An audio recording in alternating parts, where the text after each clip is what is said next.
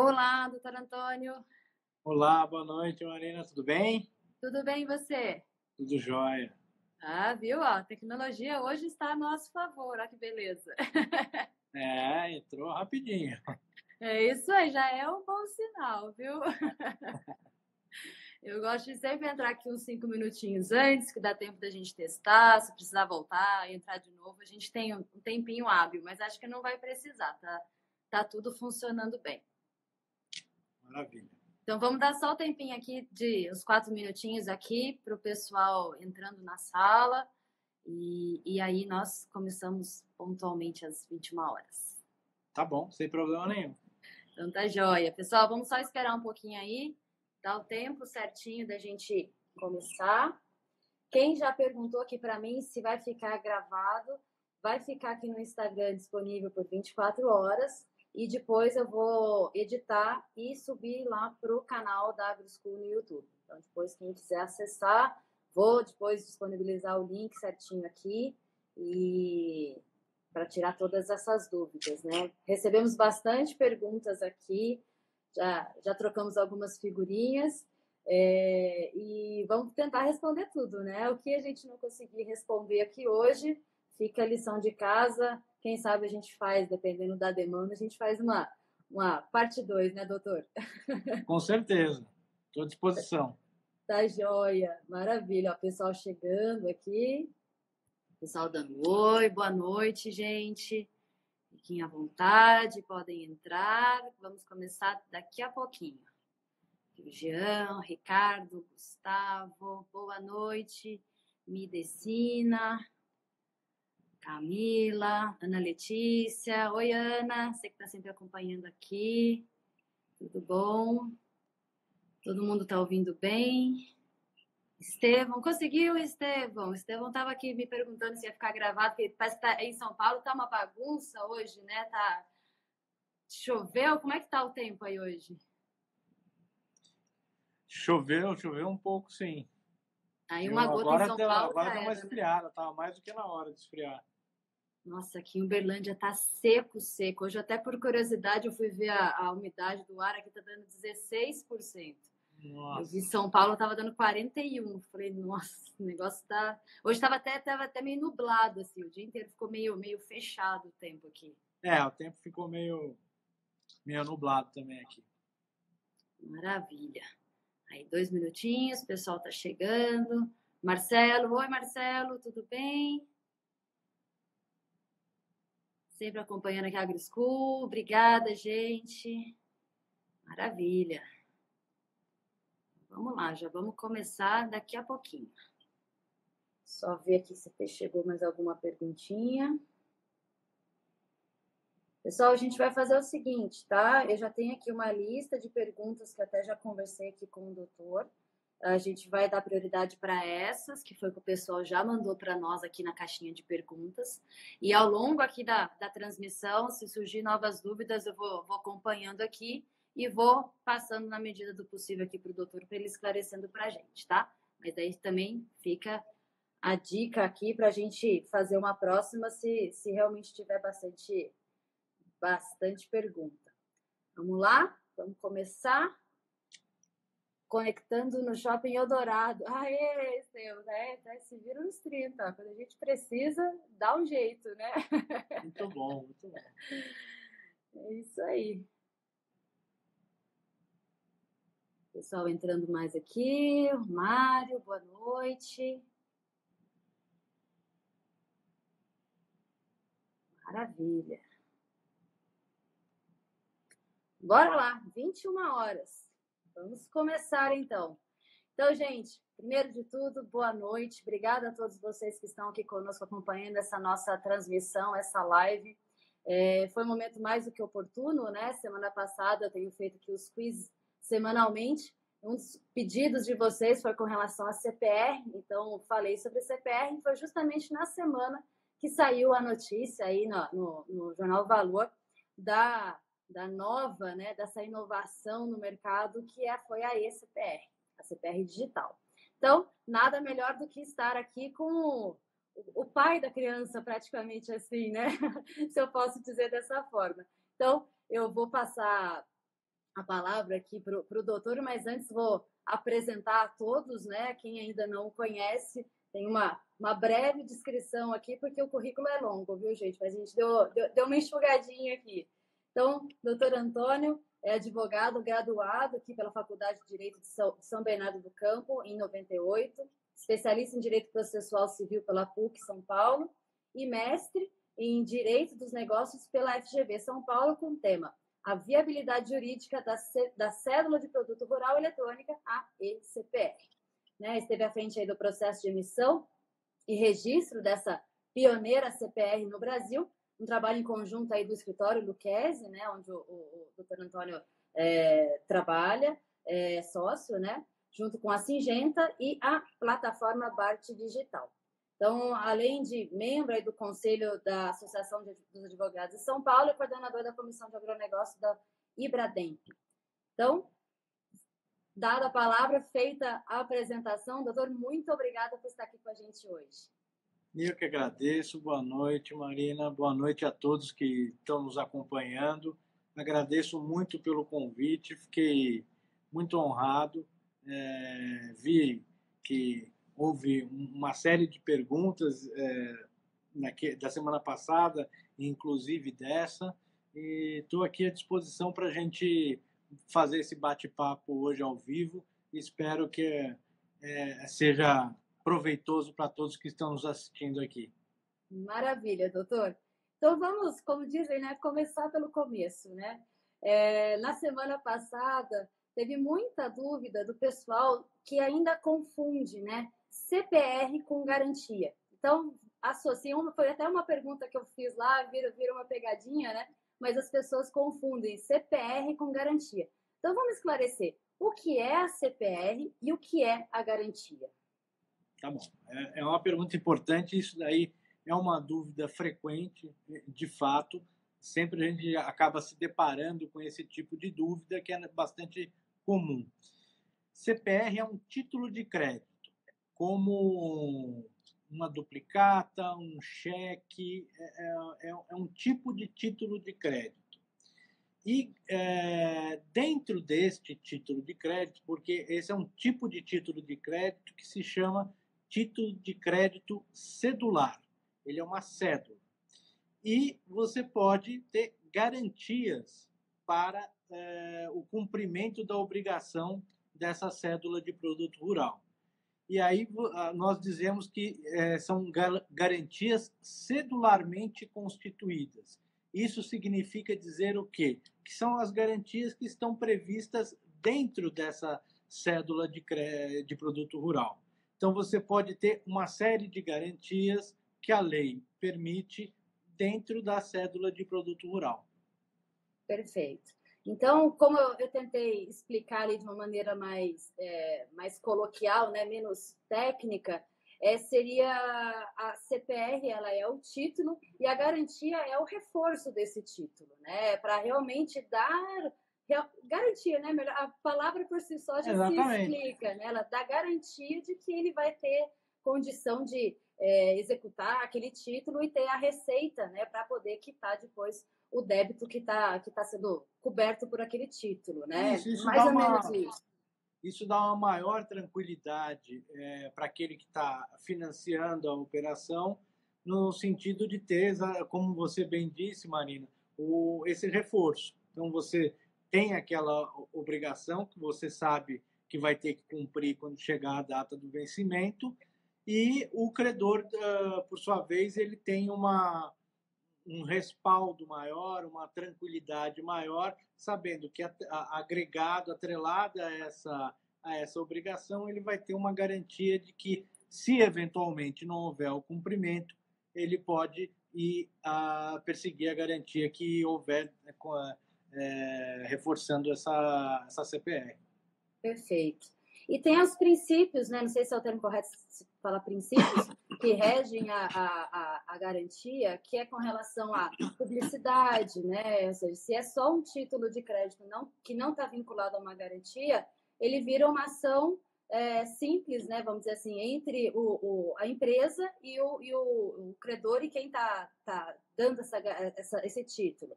Quando você registra essa garantia, você acaba dando publicidade, ou seja, as pessoas vão lá no cartório, puxam uma certidão e têm conhecimento com relação a tudo que está vinculado àquela matrícula, enfim, é isso também? Exato. Você pode ter uma CPR sem garantia e uma CPR com garantia. Essa garantia você tem que levar a registro no cartório de registro de imóveis para que você tenha o que a gente chama, no juridiquês, uma eficácia erga omnes, significa que todos tenham conhecimento. Exatamente, um dos requisitos do registro é a publicidade. A partir do momento que você registra essa garantia, você torna pública e aí você pode vários atributos a isso acabam sendo incorporados a esse direito, o que dá um reforço maior num eventual inadimplemento dessa obrigação. Perfeito. E quando a gente fala de CPR, é um título, né, que foi criado há 25 anos aqui no Brasil, viabilizou muito do financiamento, seja público, seja privado, né, doutor? Então, assim, em resumo, como é que a gente pode dizer a tamanha importância da CPR para o agronegócio? Olha, eu considero a CPR um divisor de águas no ambiente do agronegócio. Existiu o agronegócio antes da criação da CPR e depois da criação da CPR.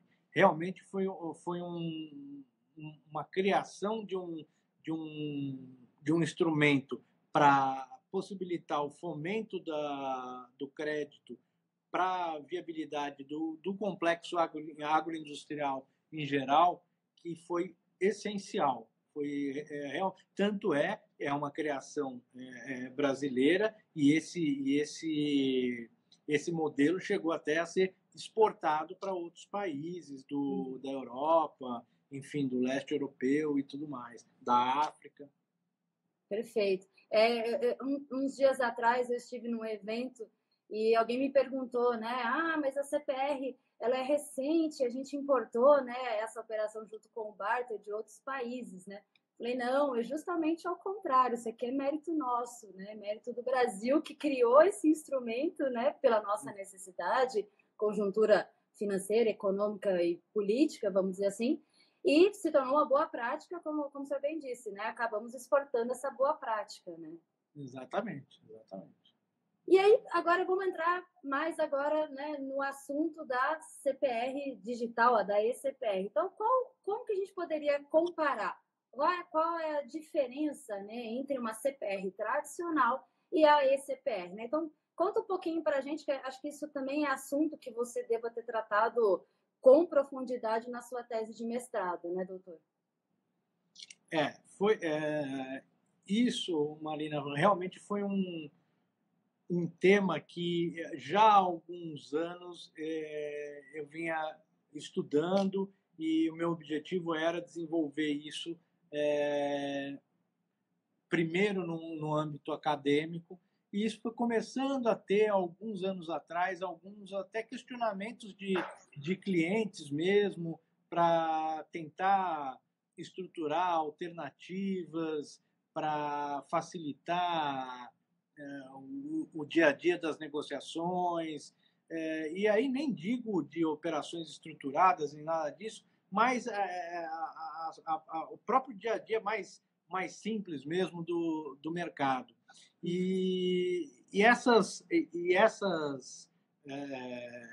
Esses pedidos assim acabaram tomando mais corpo, não só em relação à CPR, mas em relação a outros títulos de crédito também, até mesmo a duplicata, e a duplicata, recentemente, no final do ano passado, nós tivemos a aprovação da duplicata virtual, que entrou em vigor em abril desse ano. Então, todo esse contexto me levou a aprofundar os estudos, e eu sempre gostei muito da parte de tecnologia.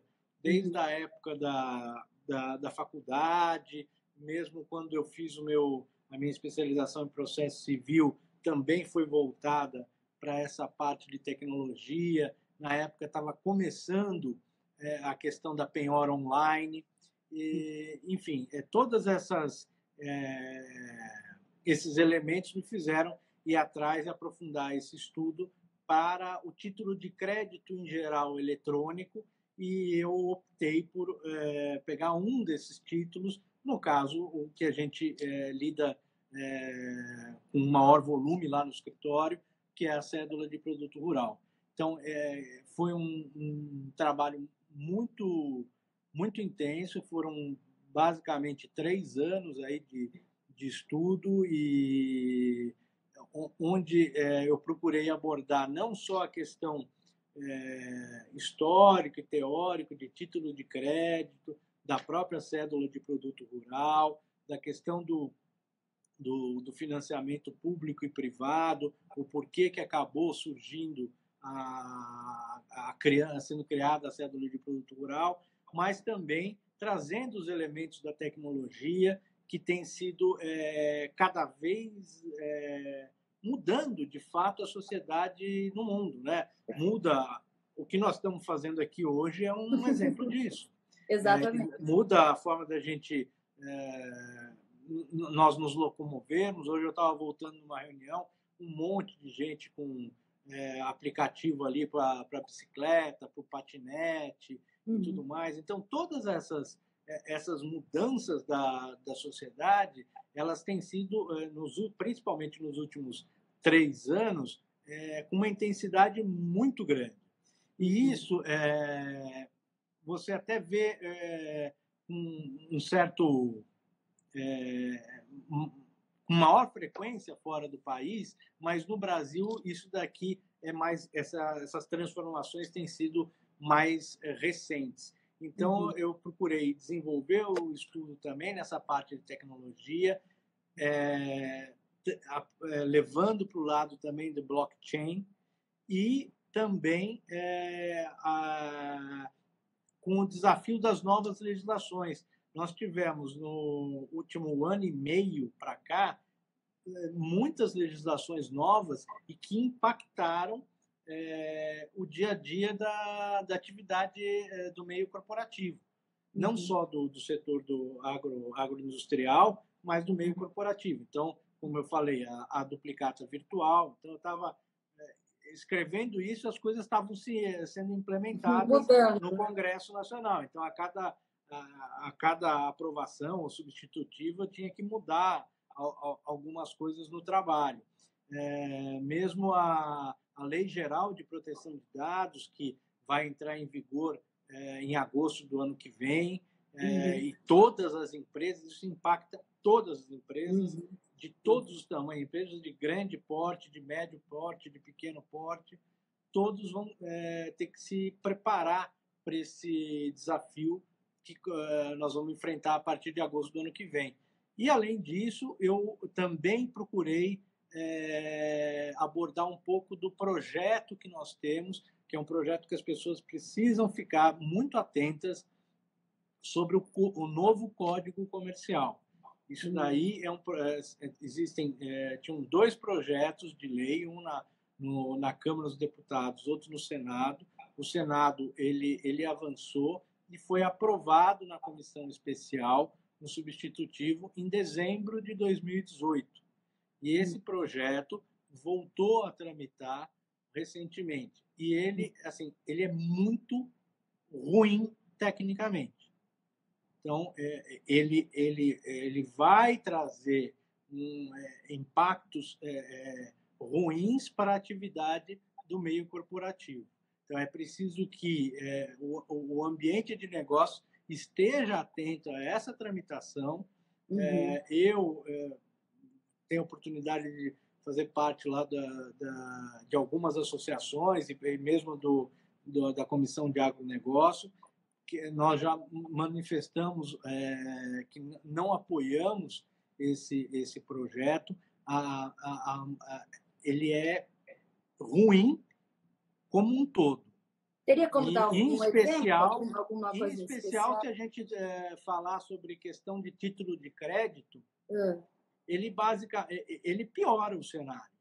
Ele pega alguns títulos de crédito, inclusive CPR, coloca tudo nesse projeto de lei e assim, a gente vai, ao invés de criar um ordenamento jurídico com maior segurança jurídica, ele faz o oposto.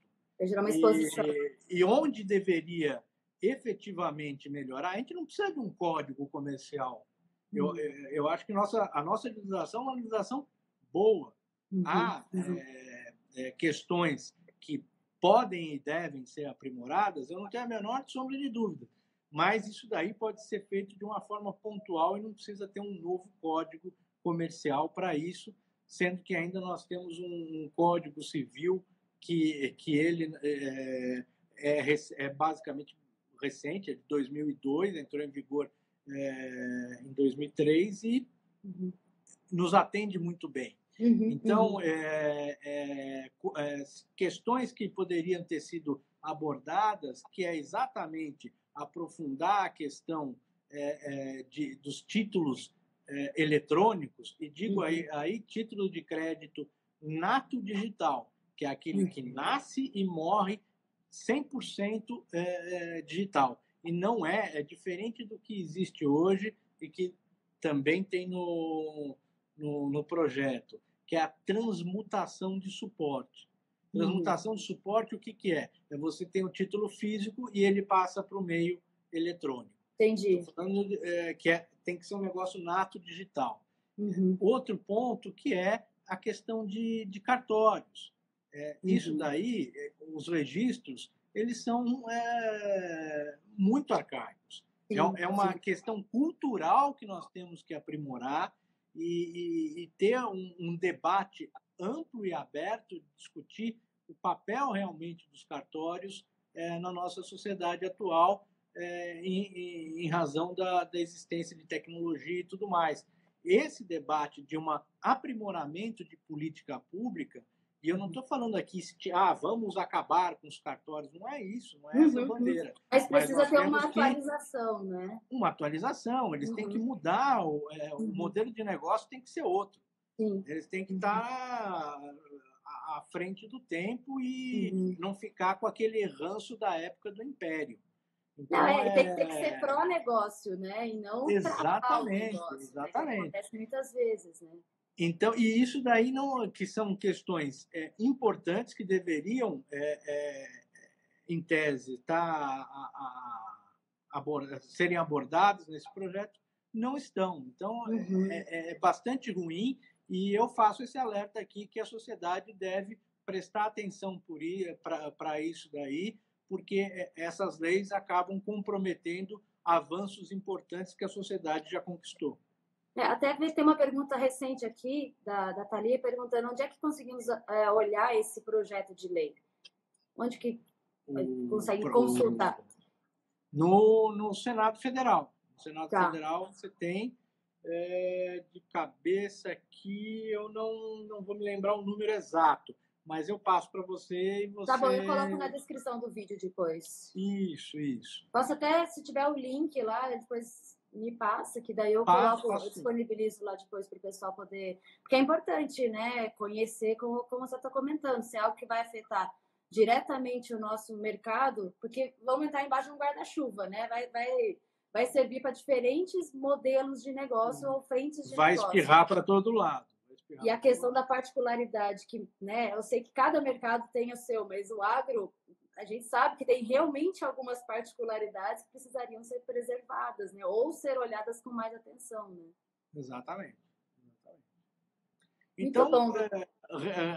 Resumindo, esses foram os desafios que eu tentei abordar no meu trabalho e que acabei defendendo agora no mês de junho. Maravilha. E colocando em pé aí, coroando na prática, com a cédula de produto rural eletrônico. Excelente. Virou o lado acadêmico, voltou para o lado de negócios. Perfeito, né? Exatamente. E aí, né, para fechar esse racional, então, por que a gente pode dizer que a CPR é um marco no agronegócio? Assim como a criação da CPR há 25 anos atrás foi um marco, né, um divisor de águas, por que a gente pode considerar que a CPR eletrônica também é um novo marco agora? Porque você tem um ganho de eficiência muito grande. Você tem uma redução do tempo de formalização desse título de crédito bastante significativo, e isso faz com que você tenha uma redução dos custos de transação das operações e um ganho de escala. Ou seja, não só você vai ter uma maior facilidade para aquelas pessoas que hoje em dia lidam com esse tipo de título de crédito de forma física, cartular, e isso daí no ambiente eletrônico. E mais, existem pessoas que, e eu já fui em várias... Voltou. Que estava falando sobre... A questão da escalabilidade, né, isso, de você tem um ganho de tempo com isso daí, e com isso você tem um ganho de escala. E mais, pessoas que, empresas e pessoas que não lidam com esse tipo de título de crédito, e isso pode parecer para as pessoas que estão habituadas com esse ambiente, mas há empresas que não utilizam cédula de produto rural exatamente pela questão do tempo. Fala, olha, para mim não funciona, eu sei o que é e tal, mas o tempo que leva, na média, para eu ter esse título aqui dentro de casa formalizado, o custo-benefício disso, para mim, não compensa. Acaba ficando só na gaveta mesmo, né? Exatamente. Então, o potencial de aumento de transações com esse tipo de título de crédito é bastante significativo.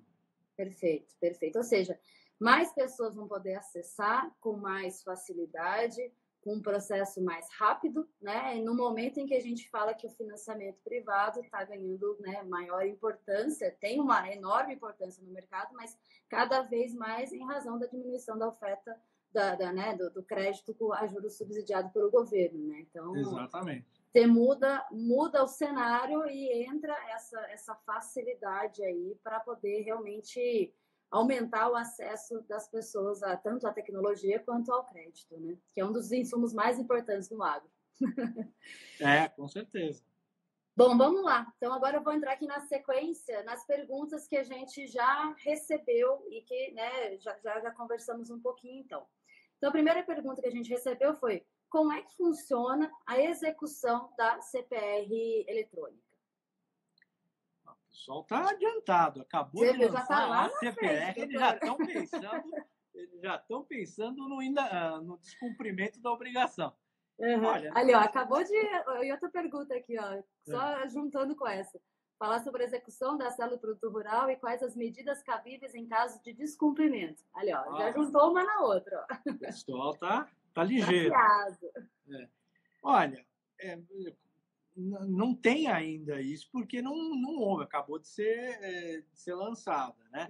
Mas o que nós temos é o seguinte: nós temos atualmente um ambiente de processo eletrônico. Não está ainda 100% no país inteiro, mas ele já é muito significativo. Então, eu acredito que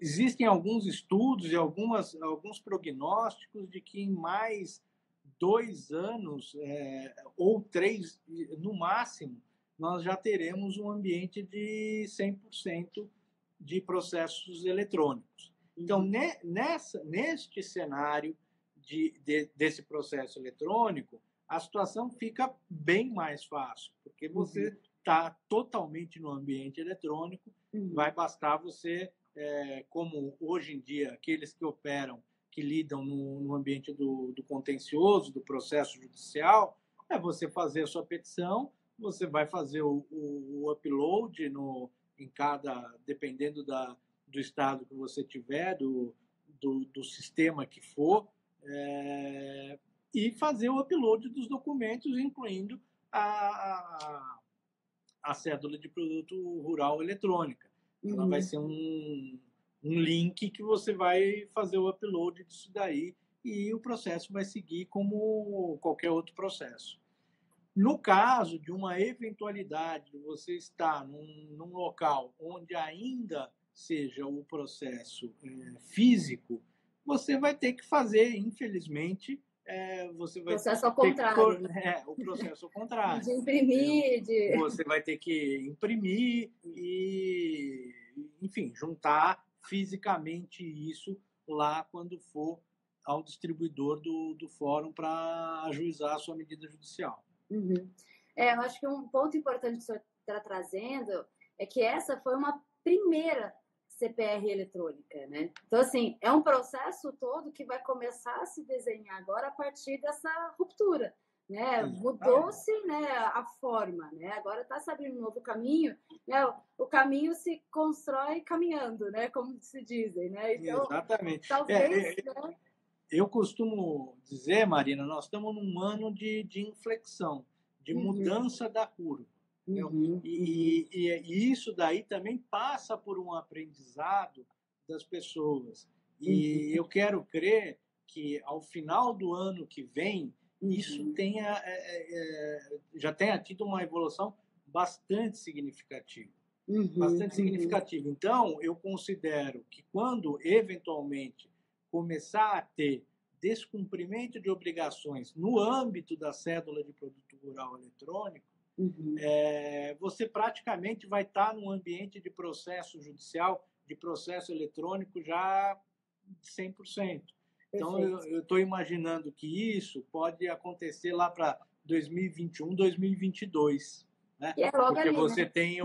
você tem esse processo de criação desses títulos, aí você tem os prazos de vencimento, muito provavelmente já, provavelmente não, para a safra que vence no próximo ano, e aí as coisas vão se desenrolando.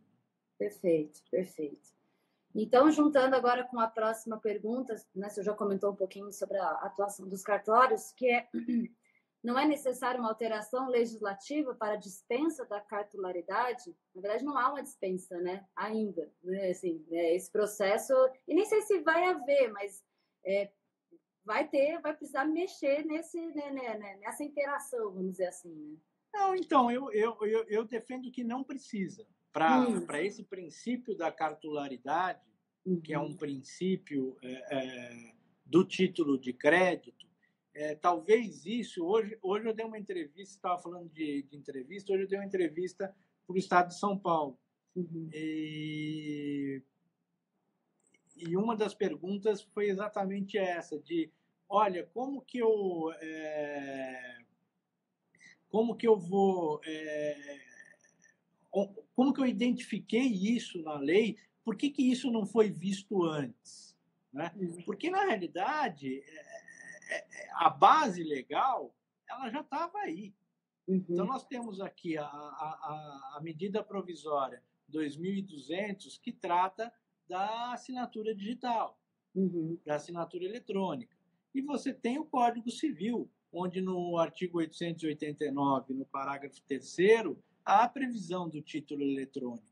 Então, esse princípio da cartularidade, ele já tá flexibilizado pelo legislador. E isso daí, nós já temos várias jurisprudências nesse sentido, com base em duplicar. Na realidade, era o antigo boleto bancário, vamos dizer assim, que consideravam como substituto de duplicata, da duplicata. E que isso acabou sendo coroado, vamos dizer assim, com essa lei também da duplicata virtual, que entrou em vigor. Então, você tem uma série de dispositivos legais que dão sustentação jurídica para que esse princípio, na realidade, ele deixou de ser necessário. Isso sempre foi tradicional no direito, praticamente era um dogma de falar, não, o princípio da cartularidade é sagrado. E não é isso. Nós temos que avançar nessas interpretações, lógico, dentro de um ordenamento jurídico posto, e que nós temos. Tá? Não vejo que, para isso, seja necessária uma alteração da legislação. Perfeito, perfeito, doutor. Para a próxima pergunta, né? Para validar a CPR, tem que ter anuência, né, o contato, ou somente uma anuência registrada aí no registro de imóveis? Então, eu vi essa pergunta, Marina, mas eu te confesso que eu não entendi direito. Para validar a CPR, tem que ter anuência e contato? Ou somente uma anuência registrada num cartório? Eu não sei que anuência que é essa. Então, talvez, se a pessoa estivesse se referindo a algum arrendamento, talvez, se o imóvel seja arrendado. Pode ser. Eu sinceramente, não sei o que seria essa anuência aí. Se quem fez a pergunta aqui no box para mim estiver assistindo, quiser esclarecer qual é esse ponto da anuência aqui, escreve aqui que daí a gente refaz a pergunta aqui e esclarece melhor. Mas talvez seja, né, doutor? Porque até na semana passada, quando a gente conversou sobre foi o contrato de arrendamento, né? Se precisava ter a assinatura, ou a ciência, né? A anuência do anuência do proprietário. Isso.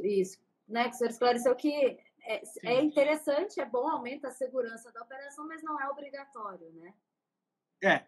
A gente recomenda que tenha anuência. Isso, recomendável, né? As coordenadas geográficas são importantes na CPR, principalmente da área de penhor? Isso aqui é o famoso croquis? É o croquis, exatamente. Famigerado croquis, né? Exatamente. Tem gente que faz uma bola, faz só um... Tem vários causos disso, né? Eu já conversei com outros colegas advogados e, nossa senhora, dá para escrever vários livros sobre isso, né? O povo é criativo. Viu? Olha, é sempre bom, lógico, você ter a localização e identificação da onde que está sendo produzida o seu penhor, da onde ele vem, né? O que é também importante, ou tão importante quanto, é o monitoramento disso. Né? Então, não adianta nada você ter uma cédula de produto rural, seja física, seja eletrônica, com croquis, sem croquis, mas se você não tiver um acompanhamento de perto, detectando eventuais sinais de que ou a lavoura não houve a produção, ou a produção não está indo bem. Então, este acompanhamento é fundamental, porque a partir do momento que você identifica, olha, a produção vai ter uma quebra de safra, algo do gênero, ou, eventualmente, o produtor, por alguma razão, está começando a colher nos horários um tanto quanto atípicos e mandando para locais não muito conhecidos, assim, a parte da produção, já é para você acender a luz amarela e buscar alguma medida mais efetiva para que você proteja a sua garantia e tenha a chance de receber o seu crédito. Então, assim, é importante você ter o croquis? Eu acho que é importante, mas tão importante ou mais é que você tenha um monitoramento bem feito e efetivo. É lógico. Vão falar, mas o monitoramento é muito caro. Eu concordo. Mas você tem que definir as suas prioridades e também fazer a gestão de, pelo menos, alguém da sua empresa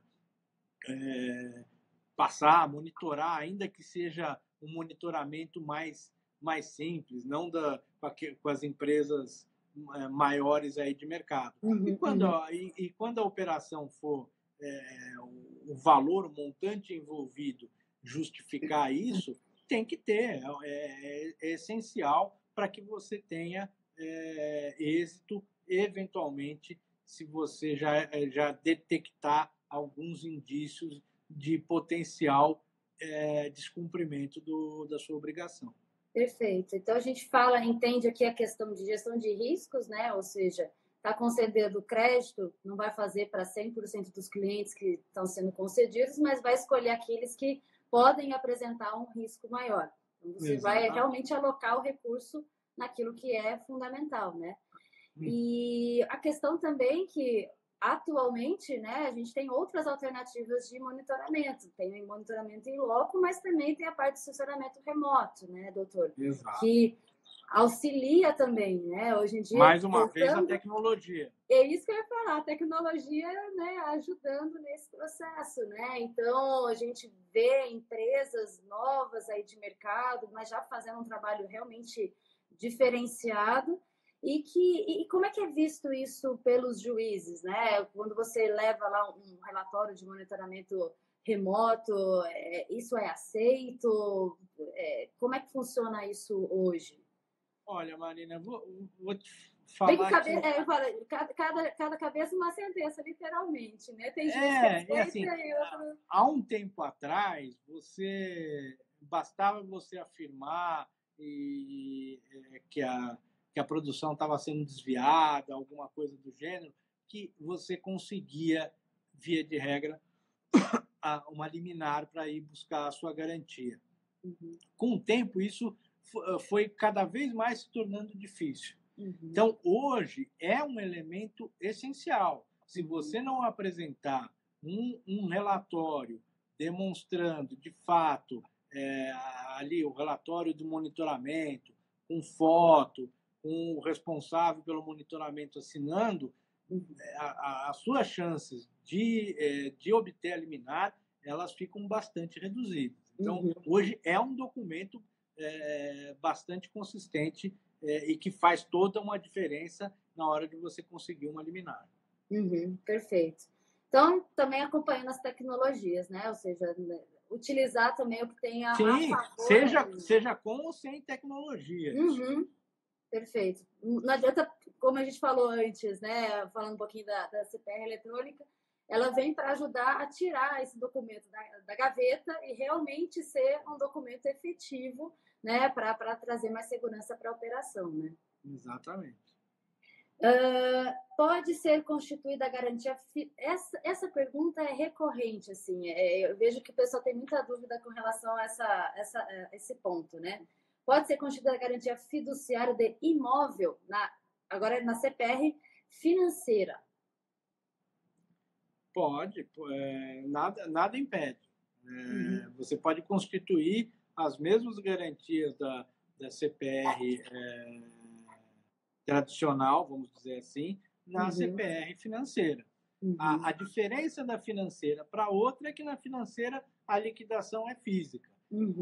A liquidação é financeira, né? Você transforma em dinheiro. Mas isso não significa dizer que você não possa agregar aquela segurança maior ao credor, constituindo garantias também na cédula de produto rural financeiro. Perfeito. Teve uma outra pergunta que chegou para mim mais no finalzinho da tarde, doutor, que foi mais ou menos assim. Numa operação de barter, né, faz link com a questão da CPR e da garantia. Tem como o produtor ele perder ali a sua propriedade, né? Acho que pode ser o barter ou no financiamento, independente de ter barter ou não. Isso está muito atrelado à garantia que está vinculada àquela operação, né, doutor? Ou seja, se for uma hipoteca, uma alienação fiduciária. Alienação fiduciária, exatamente. Né, até invertendo a sequência, né? Primeiro a alienação, né? Depois a hipoteca. Né? Em termos de execução. Com a alienação, assim, a chance de você, de fato, perder o seu imóvel, você tem que estar ciente do que é essa garantia que, caso você não cumpra a obrigação, há uma chance de você perder o seu imóvel, sim. Perfeito. Doutora, eu vou ler algumas perguntas aqui. Eu sei que o senhor tem o horário aí, a gente combinou. Vamos ver se a gente consegue fazer mais algumas. Poderia dar algumas dicas para evitar o risco de washout? Vamos esclarecer aqui para o pessoal primeiro, né, o que é o washout. Acho que vale a pena colocar aqui todo mundo na mesma página. O washout é o não cumprimento ou descumprimento total ou parcial de um contrato, né?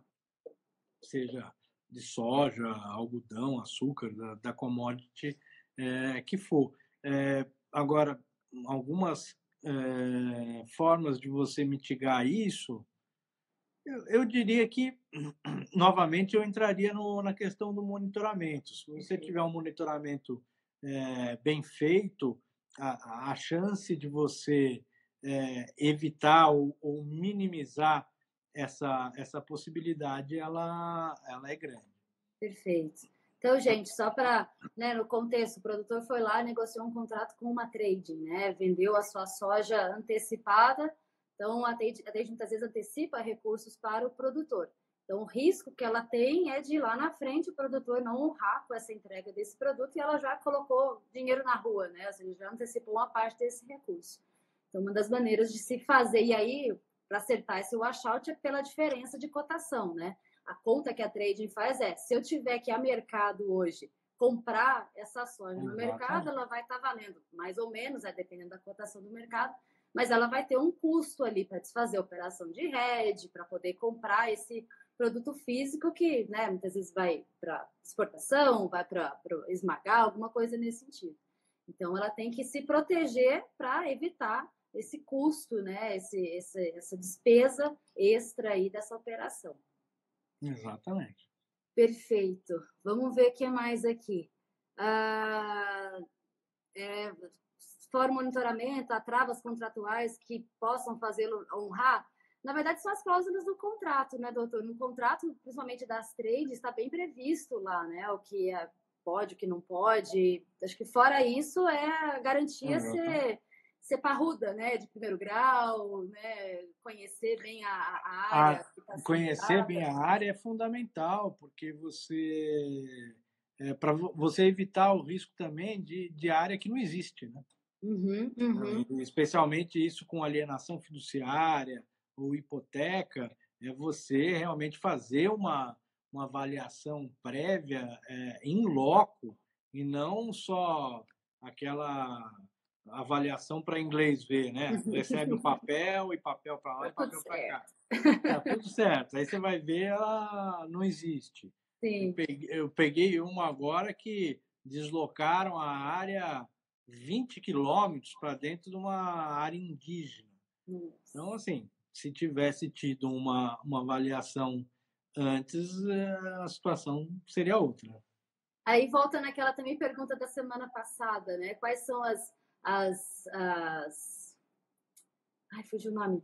Os requisitos. Certidões, né, que são necessárias, né, para fazer esse processo, né? A gente conversou, são diversas, mas após a anterior, na verdade, é a mais importante para conhecer o que tem na matrícula, né? E depois ver todos os registros que estão lá, né? Exatamente, você tem um checklist, mas para você dar o primeiro passo, você minimamente precisa de uma certidão atualizada da matrícula do imóvel, onde vai ser produzida a lavoura, e a certidão para ver se ela está livre de ônus aí de penhor, o famoso livro 3. Perfeito, doutor. Vamos ver o que mais tem aqui. Pessoal, acho que não sei se a gente respondeu aqui quais as formas de execução da CPR, né, e quais as medidas cabíveis em caso de descumprimento. Formas de execução. Acho que foram aquelas que eu comentei, né? A forma de execução está na própria lei de CPR, depende do tipo da CPR. Se for CPR, é a execução para entrega de coisa; se for CPR financeira, é a execução por quantia. E aí, se você tiver algum indício de que há um desvio da produção, que você precisa fazer valer o seu direito para preservar a sua garantia, aí você tem que buscar alguma tutela de urgência para te resguardar. Que também é aquele ponto da semana passada perguntando se poderia entrar com essa tutela de urgência antes da CPR estar vencida. E aí, né, se houver indícios fortes, né, claros Fortes, né? sobre Indícios, isso. leia-se prova concreta, né? Isso. Não aquele, não, o meu vizinho falou que... Não, aí Não é sinal de fumaça, é o fogo não, pegando é mesmo. fogo mesmo. Senão vai voltar para casa sem nada, né? É. Vamos ver o que mais tem aqui.